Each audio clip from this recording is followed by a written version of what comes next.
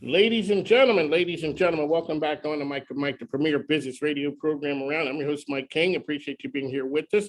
The views expressed here are mine. I have no connection to, support, of agreement with any other host, information, or ads on the station. The stations you hear me on, I don't work for those stations, but I'm grateful to be there. So join me as our cutting edge show. We uplift the community and showcase RVA in a different way. The sounds you're listening to today are coming to, you know what time it is. We're kicking it off. We are at the Better Business. You see the bees in the back. The Better Business Bureau with my man Barry Moore. So you can follow us on all social platforms, hashtag on the mic with Mike RVA, as well as Mike King Biz. But we are here with Barry. So now we have a guest. Barry has a guest, and now after he's going to take 30 seconds because Barry can get like the preacher, and he knew that was coming. He can get a little windy right there, So he says he's going to give us 30 seconds to tell about the impact of the Better Business Bureau. You always hear me talking about the importance of being accredited business and trust in the marketplace, and that's what it's built on. So Barry, welcome back to the program. Thank you so much. Alrighty, so last week we were out at the Diamond with Parney. We talked to some outstanding people. Your lineup is stellar. So we were just with Layson before. At Woody's Funeral Home. Here we go. Yeah. And now we got another one. So now I'm just gonna do the drum. I left my sound machine in the bag. I didn't want to pull it out today, but here we go, Barry Moore. Who do we have with us today? Well, Tom Epperson is the head of the Inner Will. He's going to tell you all about it. Right now at the BBB, we are getting people, believe it or not, Mike, with your communications with us and me being involved in this program, we are getting consumers now to shop before they go out and buy something, doctor, hospital, going to bbb.org/Richmond. And if the people aren't accredited, they're asking the company why you're not, and they are going to other companies to do business. So we are catching on. As I always say, we are the glue that's going to pull the Richmond community together. We got so many great things happening. And with that, when you learn about what Tom does, you guys can give him a call and get on his, you probably booking out, 3 months ahead or 3 weeks or 3 years. I don't know. But thank you so much, Mike. All right, appreciate Tom. Thanks, Welcome to the program. All righty. Good to be with you, Mike. Always start to say it's a business show. Give us your elevator pitch. Who are you and what do you do? So my name's Tom Epperson. I'm the president of Inner Will. Inner Will is a 501c3 that was started by Luck Companies as a part of the company's philanthropy. Basically, we're a leadership institute. We're in the business of developing better people, braver leaders, and a wiser world through the practice of something called values-based leadership. So that it comes from lessons that we've learned within Luck Companies, a 100-year-old family business over the course of 20 years. And we take everything that we've learned in our company and we take it out to the world. Really quickly, so I came in 2014. I've heard of the Luck Company. Mm-hmm. I've heard of all the things they do. I didn't know what they did. You're the first person, but what I knew was whatever it was rooted in philanthropy. Mm-hmm. And that was it. It was so I'd hear UCrop's name and then I'd hear Luck. Because it's just like the foundation, certain organizations, and a lot of times people don't know what you guys do, Mm-hmm. but you just know that you're doing things to hold a community together. All right, so what the heck are the Luck Companies? I'm just on that. Yeah, so Thank you. So Luck Companies, we're in the construction aggregates business. We take big rocks, we make them smaller, we dig big holes in the ground. Okay, I was concerned when you used that big word there. Oh yeah. So All right. we have locations from Maryland, Virginia, North Carolina, South Carolina, Georgia, throughout the Southeast. Essentially, we're also in the people business. So our mission at Luck Companies is igniting human potential. Because one of the things that we've learned is that everybody's got rock. Everybody has mobile equipment. Everybody has stationary equipment and plants. But what makes us different is the fact that we really focus in on people and we focus in on culture. And we most importantly, focus in on values and leadership. Because we feel like that if we as leaders make a positive difference in the lives of others, that we win all day long. And so our model at Luck Companies, as being a for-profit business, is we do good to do well. That's a good one. That's a good one. That's I got about 100 of them. So I'm just sure wait. you know. All right, I got pen and paper. If you got 100 of those, the idea of it. So a lot of times that's based on culture. Mm-hmm. What have you guys learned coming through the pandemic that you would have never done before, but now you come through the pandemic and say, that kind of works. Yeah. And you're going to continue doing it. Yeah. So at Inner Will, we've got clients in every industry. right? So this is leadership development, it's strategic planning, it's culture work, it's work with executive coaching. So it's everything related to people. And the way that our model works is that we work with for-profit businesses. We take any money we make there to cover our costs. And then that allows us to work with nonprofits like Goodwills, YMCA, school systems, people who couldn't otherwise afford it. And ultimately, we're trying to both break even and have an impact. And so as we look across all these different industries that we work in, for-profit, nonprofit, government agencies, you name it, what was amazing at the beginning of the pandemic is everybody turned on a dime. Right? Yes. Like businesses adapted so quickly. We worked from home. We started using Zoom and Teams and all kinds of technology because we had to, we did. And people were really successful. But then it started to get a little strained and started to fall apart the longer the pandemic went. And you saw some managers doing a really good job of leading with a lot of empathy and connecting with their folks and keeping their teams together using technology. And then you saw other folks who got less and less empathetic as time went on and less caring as time went on and less focused on both the health of their people and the health of their customers. Right? And so I think the companies that have come through the pandemic the most strong were able to find that sweet spot between doing good business and performing at a high level, but also caring about their folks and getting the best performance out of them. Can you, and I always thought on the program, I always talked about culture. Can good culture change be driven ever from the bottom? I've been doing this business for 25 years, doing this kind of work. I wish it would. But I wish you could come in at the bottom and have a groundswell that would transform an organization, but I've never seen it work that way. It's always got to start at the top. At the top. All right. So when you talk to leaders, big time change that has to happen. So you come in there. Can you turn on it, start to tell them we have to do something and it has to happen now? There is to be a systematic change right now to change, to start pivoting over to this thing, or does it have to be incremental? It depends on the organization and kind of depends on how you approach it. You want to make any kind of big transformational change, like with a strategy or with a culture, it's going to take 1 to 3 years, maybe even as long as 7 years, depending. But what's most important in all that is you got to get the folks at the top to buy in. You got to get not even just buy in. You got to get them modeling what they want. You got to get them walking the talk. You've got to get them doing new things. Like if you want to be a more entrepreneurial organization, your senior leaders have to be entrepreneurial. You want to be more creative? They've got to be more creative. You want to be customer service oriented and a high touch business? Then your senior executives have to be high touch. Otherwise, there's no chance that the people below them are going to follow. You got to set the example. So you asked a little bit about like how fast. If you can get senior leaders walking the talk, doing something different, modeling what they want, really leading their people differently, you can move them pretty significantly in about a year. But that takes real work. It takes real effort. It takes real intention. So what does the process and engagement look like with your team? So when you come to the door, that's a question. And also, what's something that you see across the board, kind of like a regular shortcoming that the reason that people are engaging you guys, they realize we have a problem. Yeah. What is there a common one that we're seeing now that we had that was different than say 5 years ago or 3 years ago pre-pandemic? Yeah. So there's a couple of questions in there. So when it comes to like, what are the common things that we see? It doesn't matter what industry you're in, doesn't matter what kind of business you have, doesn't matter if you're for-profit, nonprofit, we're all in the people business. Sure, we got different strategies, we have different ways of making money, we have different ways of generating revenue. But at the end of the day, everybody employs people. Yes. And so we all tend to have the same challenges. Like it's hard to hire people. It's hard to fire people. It's hard to make changes within the organization. It seems like some people want to work. Seems like other people don't want to work. Seems like it's hard to have the right talent. Seems like it's difficult to communicate. Out of all the different organizations we worked with over the years, I have yet to find one that says we're really great communicators. And that's fantastic.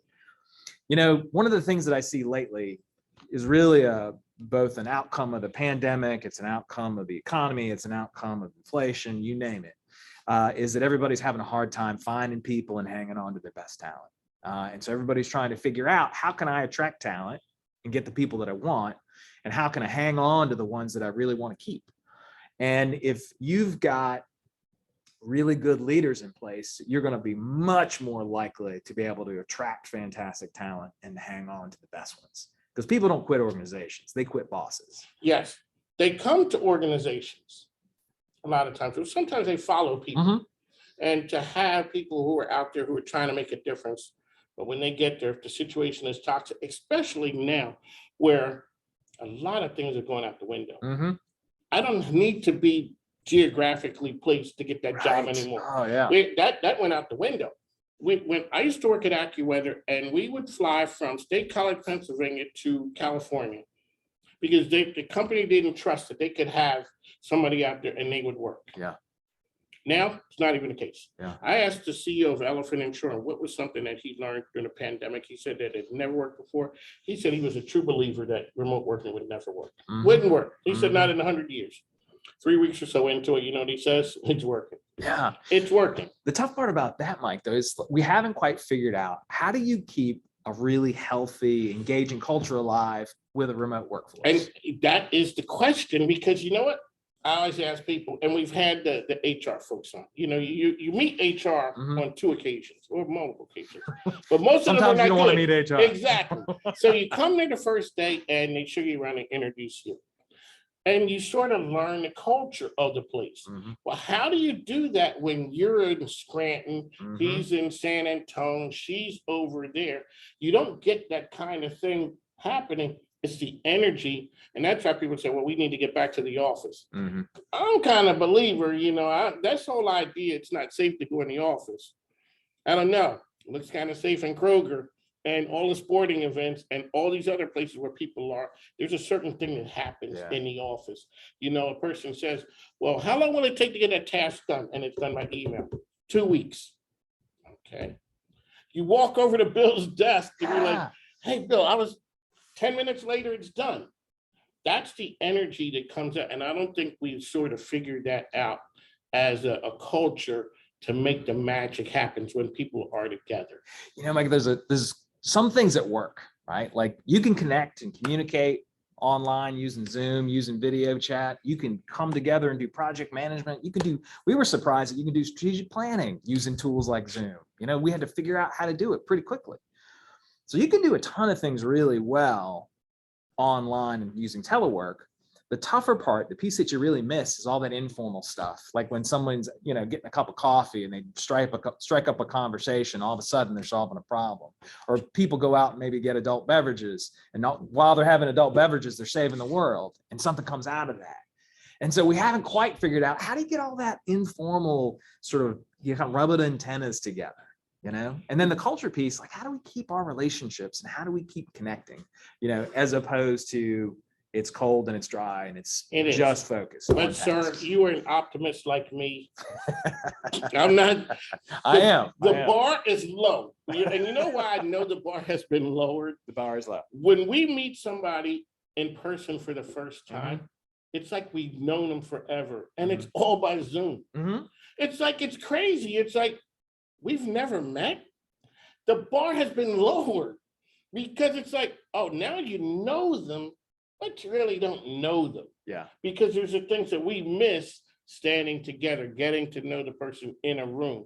So that's why I say the bar is lowered, because we need to get back to that. But it has helped the world in a certain stance, because now nonprofits, as Barry Moore would say, you know, nonprofits at times don't have a lot of money to bring in people, experts and all those things.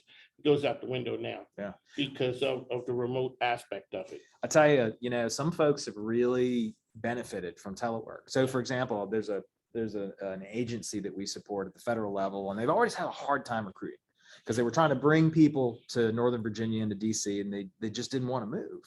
Well, now come along with telework, and now they can recruit all over the US, and they've got a bigger pool to pull from.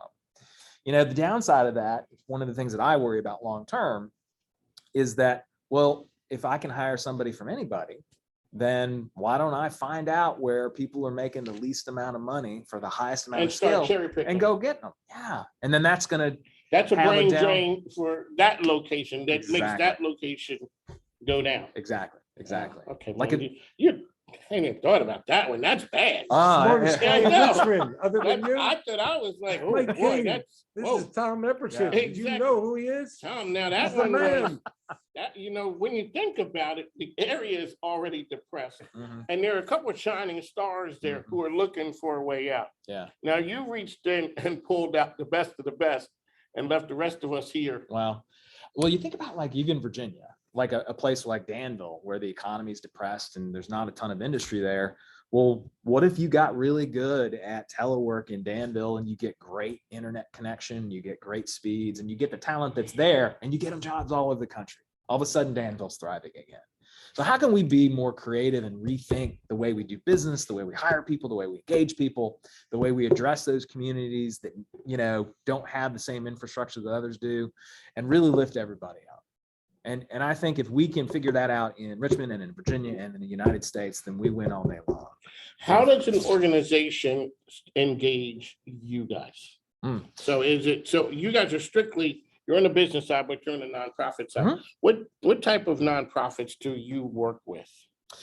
So primarily we work with nonprofits that are a little bit larger. So YMCAs and Goodwills are a great example because they've got enough people to both do the work and to invest in time in things like development, right? And they care about leadership and they care about people, and they're really able to focus on both doing business as well as developing their folks. Whereas a tiny nonprofit, you might be wearing 17 hats and you're not able to actually slow down long enough to think about how can I be a more effective leader. So for us, with those organizations, we're much more effective. Like yesterday, I was with a school system out in the western part of the state. It's just fantastic, working with their superintendents, working with their principals and assistant principals on helping them think about both their leadership and about the future. So nonprofits, every shape and form, they just tend to be a little bit larger, the ones that were most effective. One of Mike ESPN Richard here with you, Tom Epperson. We're at the Better Business Bureau. My man Barry Moore hosting us.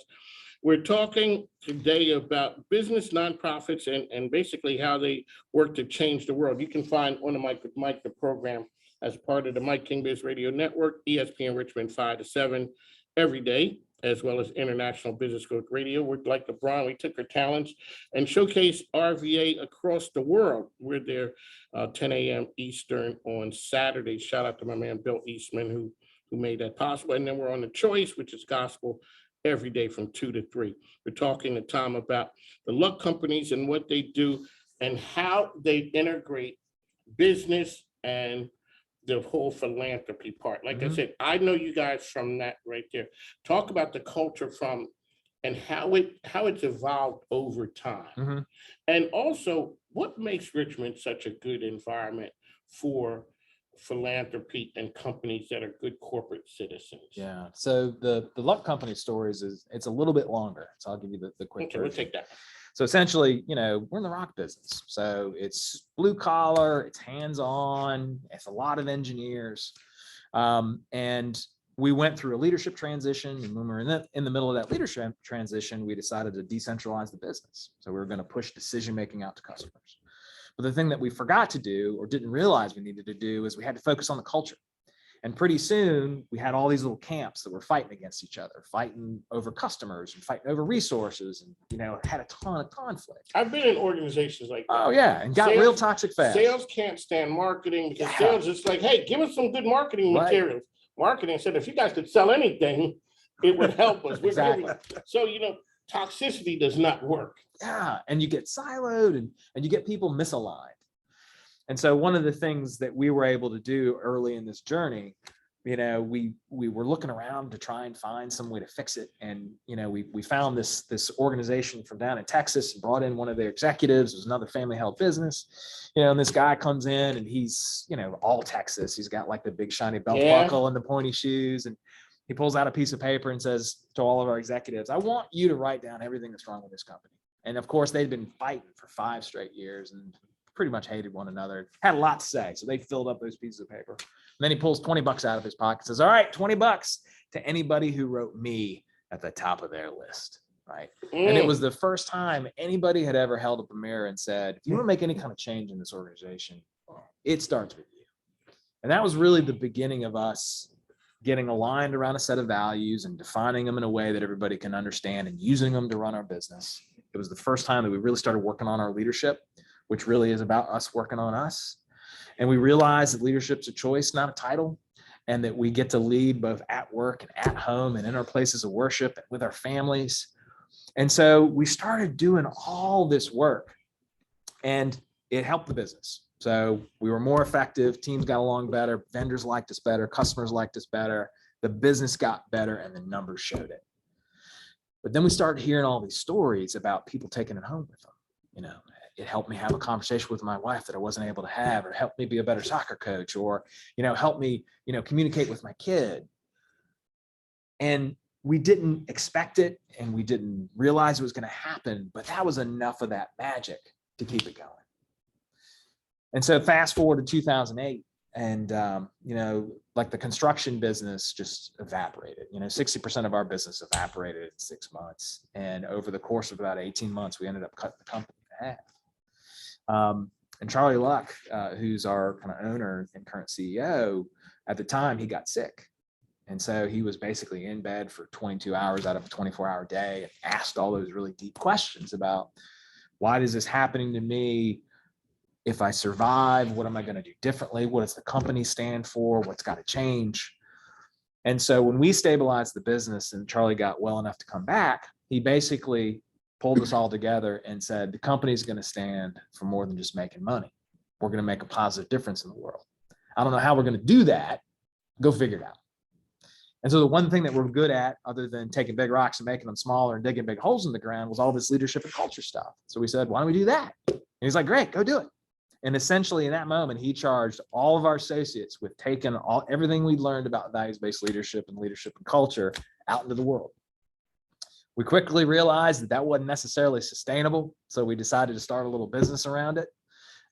We turned that business into a nonprofit back in 2015. So we started in 2010, turned into a nonprofit 2015, and that's Inner Will. And that's part of the company's philanthropy. So currently Luck has 2 nonprofits. We have the Luck Foundation that supports environmental causes and leadership causes. And then we have Inner Will. So basically my team and I, our job is to go out in the world, work with a lot of great organizations, make a difference, break even, and everything works. Tom Epperson here, Mike King, ESPN Richmond. We're at the Better Business Bureau. I talked to a lot of people who are out there. That's an outstanding message, you know. And when you hear it, you understand why people look at the organization the way that they do. When you go around the state, what's the climate of business now? You've been doing this for a while. Mm-hmm. You know what it looked like pre-COVID, mm-hmm. and now you're seeing it now.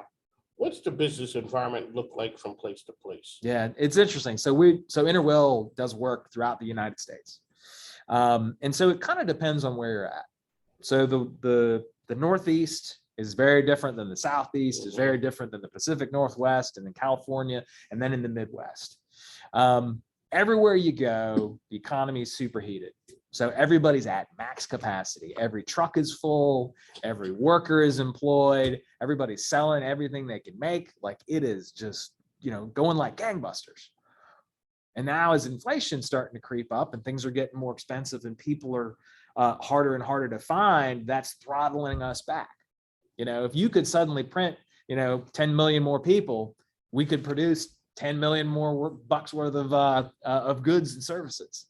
And so right now it feels like we're limited by all those forces. Like, we don't have any more capacity to do anymore. We're at capacity and it's getting more expensive. And so, you know, if you're looking out at the economy, you know, what will inflation do? What will the feds do? How will that impact kind of the broader economy? Will things start to cool down? Will the housing market start to cool down? Will jobs start to become more available as people become more available? So it's kind of a question about what's coming. So as I look out at my clients and they're thinking about their clients, the real question is, well, what's going to happen? Right now, it's super hot, you know, but what's it going to be like in 6 months? There you go. Tom Epperson here with us on the mic with Mike King here. Just a getaway sort of question. Business in different areas is done differently. Mm-hmm. Do nonprofits operate differently in different areas, or people who are drawn to the nonprofit world kind of like the same? They're the same person. They just look a little different, but they want to change the world. Yeah.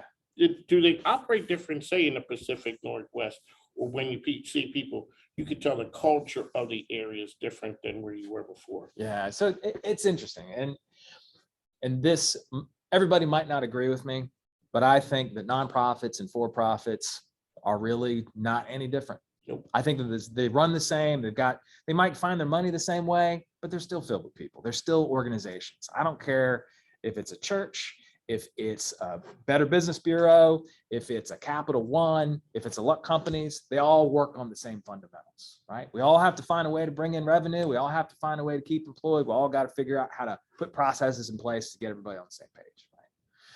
What's interesting though, is the people who are drawn to nonprofits, they tend to go to nonprofits because they want to save the world. Like, I believe in the mission. I want to help the unfortunate. I want to, help build stronger communities. I want to give back. And the tough part about the nonprofit world is they're often underfunded because they're pouring a ton of resources into serving their communities, much like schools. And that what they don't do is they don't take care of themselves, or they can't afford to take care of themselves, or they take on too much because they're so thinly staffed that you see a ton of burnout and you see a ton of disengagement. So you actually see higher levels of disengagement in nonprofits than you do necessarily in for-profits. Because for-profits know, because we compete on talent, that I got to keep people somewhat happy and I got to keep them somewhat engaged. Otherwise, they're going to go to somebody else. And so nonprofits don't necessarily think that way. And so you get a bunch of folks who work really hard and you get rewarded by even more hard work. That's the mantra for nonprofits. All right, quickly, let's talk about relationship with the Better Business Bureau. What's the magic there between Luck and the Better Business Bureau? I would have to ask Barry that question. I think Barry'd like to have a relationship with the Better Business Bureau. So I think all the major corporations, and you're talking about me, why am I working at a nonprofit? I want to save the world. I want to save Central Virginia. I want to be that glue. And so I've invited Tom in because I want him to work with our accredited business owners, ABs. I know this man, I know the program. I've paid for it on the other side for profit. I'm a customer, so I've learned from it. I know the things he shares. I know they're valuable, and I want to help the inner will and the accredited business owner get together. So that's it. That's the relationship. And Luckstone, is very involved in our community. You go to a lot of events, you see the words Luckstone. And I never knew what they did. So their culture, Markel, some of these major, we have an area should be doing even better than we're doing because of all the major companies right here. Federal Reserve, Capital One, everything. I am just trying to glue everybody together to come work with me. So basically their mission statement is the same as ours. We start with trust. That's it. That's my brand. You know that. Respect, morals, ethics. That's who Luckstone is. So Barry, can I talk about why work matters for a second? Yeah. There's really kind of two pieces when I think about you guys and your work. Number one, we assume every business knows what they're doing. And as all of us probably know, that's not true. Right? Like, some of them might struggle with financials, some of them might struggle with processes, some of them might struggle with trying to figure out what their strategy is. And so when you have organizations that are there to help them figure that work out and figure out how to be more efficient and more effective, and they're able to serve their customers better, they're able to serve their stakeholders better, and they make our community stronger.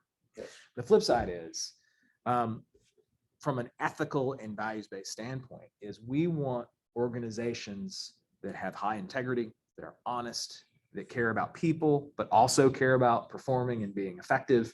And the organizations like the Better Business Bureau, the more integrity we can bring into our community, the more integrity that we can bring into our business community, the more that we're trusted, and the more we're able to make a positive impact.